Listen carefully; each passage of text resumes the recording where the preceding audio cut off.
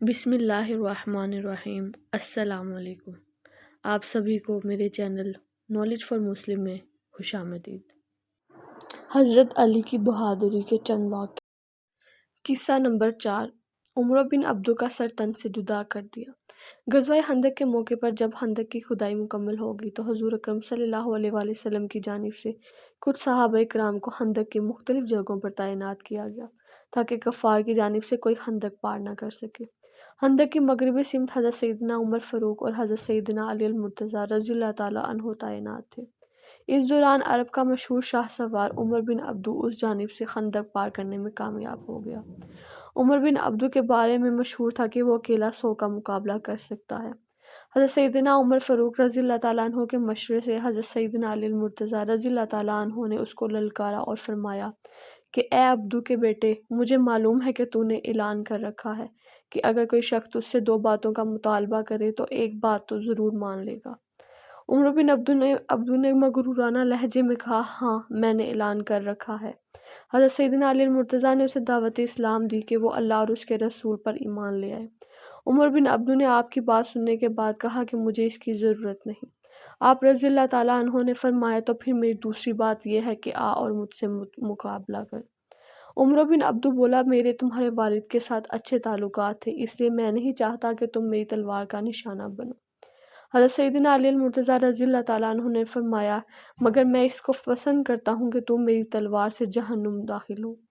حضرت سیدنا علی المرتضیٰ رضی اللہ تعالیٰ عنہ کی بات سن کر عمر بن عبدو غصے میں آ گیا اور تلوار لہراتا ہوا آپ پر حملہ آور ہوا۔ آپ رضی اللہ تعالیٰ عنہ نے اللہ اکبر کا نعرہ بلند کیا اور دوسرے ہی لمحے عمر بن عبدو کا سر تن سے جدا کر دیا۔ قصہ نمبر 5۔ بنو نذیر کے ماہر تیر انداز کا سر قلم کرنا۔ مدینہ منورہ کے نواح میں ایک قبیلہ بنو نذیر آباد تھا جو ہجرت مدینہ کے بعد سے ہی قریش مکہ کے ساتھ خط و کتابت کے ذریعے اپنے روابط رکھے ہوئے تھے، اور بنو نذیر کو مدینہ منورہ میں دین اسلام کی ترقی اور فروغ سے شدید حسد تھا، اور وہ ہر وقت نبی کریم صلی اللہ علیہ وسلم کو قتل کرنے کے ناپاک منصوبے بناتے رہتے تھے۔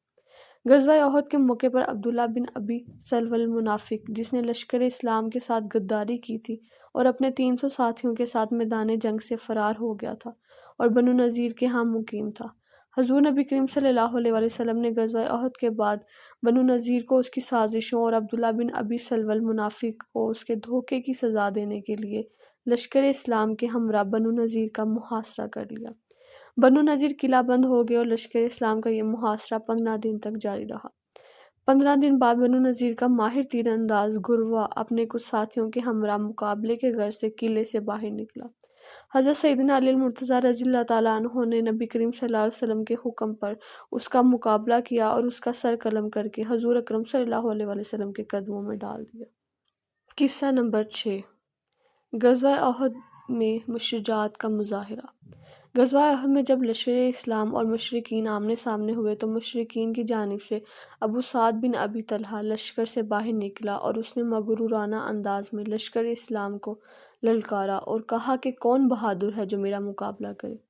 حضور نبی کریم صلی اللہ علیہ وسلم نے حضرت سیدنا علی المرتضیٰ کو اشارہ کیا اور آپ رضی اللہ عنہ نے حضور اکرم صلی اللہ علیہ وسلم کا اشارہ ملتے ہی ابو سعد بن ابی طلحہ پر لپک کر ایک ایسا وار کیا کہ وہ گھوڑے سے نیچے گر گئے اور ان کی شرمگاہ کھل گئی۔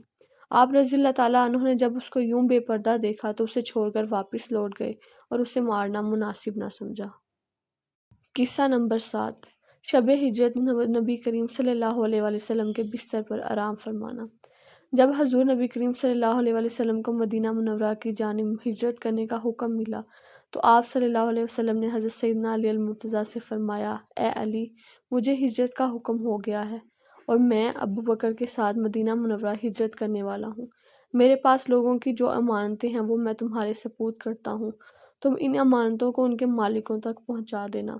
مشرکین مکہ نے میرے قتل کے منصوبہ بندی کی ہے اور وہ آج رات مجھے قتل کرنے کا ناپاک ارادہ رکھتے ہیں۔ تم میری یہ چادر اوڑھ لو اور میرے بستر پر لیٹ جاؤ۔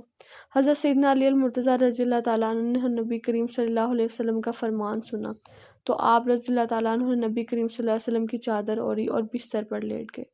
حضور نبی کریم صلی اللہ علیہ وسلم خاموشی کے ساتھ گھر سے نکلے اور مشرکین مکہ کو اس کی خبر نہ ہوئی اور وہ رات بھر نبی کریم صلی اللہ علیہ وسلم کے گھر کا محاصرہ کیے رہے۔ مگر جب صبح ہوئی تو انہیں خبر ہوئی کہ نبی کریم صلی اللہ علیہ وسلم تو یہاں سے جا چکے ہیں۔ ایک روایت کے مطابق حضور نبی کریم صلی اللہ علیہ وسلم نے حضرت سیدنا علی المرتضیٰ کو اپنے بستر پر لٹایا اور خود سورہ یاسین کی تلاوت کرتے ہوئے گھر سے باہر نکلے اور ایک مٹھی خاک ان کفار کے منہ پر ماری، جس سے ان کی قوت بصارت زائل ہو گئی اور آپ رضی تعالیٰ عنہ آپ صلی اللہ علیہ وسلم آسانی سے باہر نکل گئے۔ پھر ایک شخص ان کفار کے پاس آیا اور اس نے ان سے کہا کہ تم حضور اکرم صلی اللہ علیہ وسلم کا انتظار کرتے ہو جبکہ وہ مکہ مکرمہ کی حدود سے باہر نکل چکے ہیں۔ کفار گھر کے اندر داخل ہوئے اور انہوں نے جب حضرت سیدنا علی المرتضیٰ رضی اللہ تعالیٰ عنہ سے چادر کھینچی تو آپ رضی تعالیٰ عنہ کو دیکھ کر حیران ہو گئے اور نبی کریم صلی اللہ علیہ وسلم کے متعلق دریافت کیا۔ آپ رضی اللہ تعالیٰ عنہ نے فرمایا کہ میں تمہاری مانتیں لٹانے کے لیے یہاں موجود ہوں، اور تمہیں علم ہونا چاہیے کہ نبی کریم صلی اللہ علیہ وسلم کہاں گئے جبکہ تم باہر پہرا دے رہے تھے۔ آپ رضی تعالیٰ عنہ کا جواب سن کر کفار شرمندہ واپس لوٹ گئے۔ ایک روایت کے مطابق حضرت سیدنا علی المرتضیٰ رضی اللہ تعالیٰ عنہ نے ایک مرتبہ فرمایا تھا کہ میں اپنی زندگی میں ایک رات ہی اطمینان سے سویا جب مجھے معلوم تھا کہ میں صبح ضرور اٹھوں گا۔